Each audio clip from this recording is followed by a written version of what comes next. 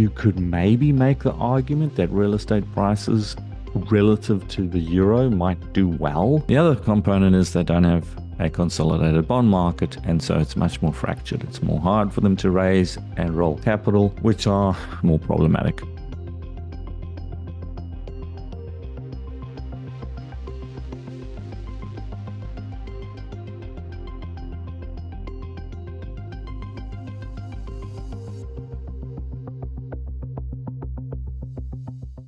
Collapse of the EU, consequences. Hi Chris, could you please elaborate on the imminent collapse of the EU according to the last newsletter? Practically, what would the consequences on a city like Paris and 1, its real estate prices be? 2, the short-term rental market, travel and hospitality sector, Airbnb. 3, the euro. And 4, any other major impact on the financial system like bank or state default that would trigger higher interest bounds. Okay, a lot to unpack here. Look, broadly, the EU is in a world of hurt. They're deindustrializing pretty quickly, even more indebted in many of these countries than the US, which is hard to believe, but it's true. The other component is they don't have a consolidated bond market, and so it's much more fractured. It's more hard for them to raise and roll capital, which is just, it's more problematic. I think really the big risk exists in bond and the currency markets. There obviously are social issues which are now coming to the fore.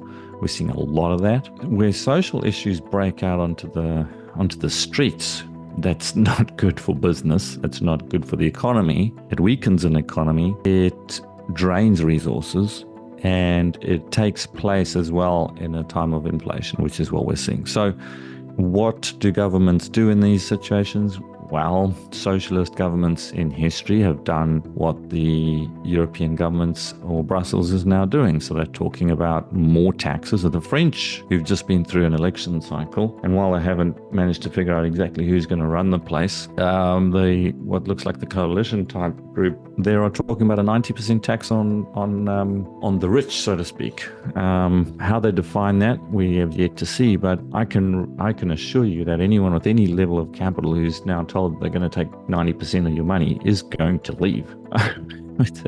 So that in itself is not good for France, for Paris, for anything. It's hard to imagine a worse situation, quite frankly. I think all of that is relative. In the currency, you asked about the euro on a relative basis. I think it's more bullish the dollar than it is the euro. But frankly, I don't even want to play that game. I think I'd rather just own assets that are set up to benefit from an inflationary environment. You could maybe make the argument that real estate prices relative to the euro might do well, but that's sort of like making the judgment in 2007 because the currency was devaluing, and that was kind of true, but on an international basis you were getting completely screwed. Yeah, and then Paris today is kind of like you've got Nairobi type living with the costs of European living, which doesn't make sense. I'd rather own property in Nairobi than I would in Paris, just because the prices and yield differentials is more favorable. And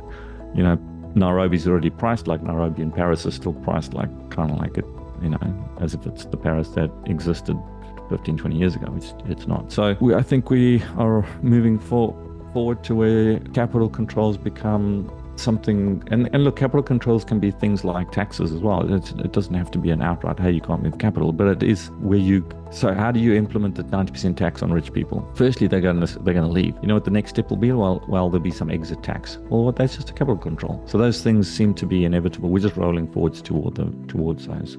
I find it very difficult, Romain, to think of why I would want to put any capital into France, quite frankly.